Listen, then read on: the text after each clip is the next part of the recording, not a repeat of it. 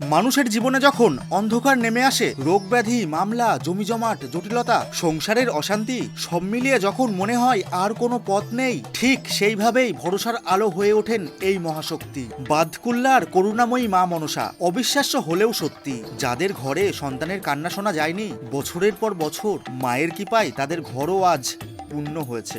যেখানে সব দরজা বন্ধ হয়ে যায়, সেখানেই মায়ের দরজা খোলা থাকে সকলের জন্য। কিভাবে যাবেন বুঝতে পারছেন না? শিয়ালদাহ ডিভিশনের কৃষ্ণনগর লোকাল বা লালগোলা প্যাসেঞ্জারে উঠে চলে আসুন বাতকুল্লা স্টেশনে। স্টেশন থেকে বেরিয়ে রেলগেটের পাশে সহজেই পেয়ে যাবেন যাতায়াতের ব্যবস্থা, টোটো। মাত্র 5 মিনিটের পথ, ভাড়া মাত্র 15 টাকা। অঞ্জনা নদীর শান্ত স্নিগ্ধ তীরে প্রকৃতির অপূর্ব সৌন্দর্যের মাঝে দাঁড়িয়ে আছে এই জাগ্রত বাদকুল্লার মা মনসা মন্দির। এখানে নেই কোনো দাবি, নেই টাকারও প্রয়োজন, শুধুমাত্র বিশ্বাস আর ভক্তি নিয়ে আসেন হাজার হাজার মানুষ। প্রতিদিন অগণিত ভক্তের ভিড়, আর তাদের চোখে একটাই আশা, মায়ের কৃপা। শুধুমাত্র বুধবার মন্দির বন্ধ থাকে, বাকি প্রতিদিন সকাল থেকে সন্ধ্যা পর্যন্ত খোলা থাকে মায়ের দুয়ার। শুনে রাখুন, করুণাময়ী মা মনসার কাছে যদি এক ফোঁটা চোখের জল ফেলা যায়, তবে মা কখনোই খালি হাতে ফেরান না। মনের সব ব্যথা, সব কষ্ট, সব আশা মায়ের চরণে রেখে দিন। বিশ্বাস রাখুন, মা মনসা সব ঠিক করে দেবেন।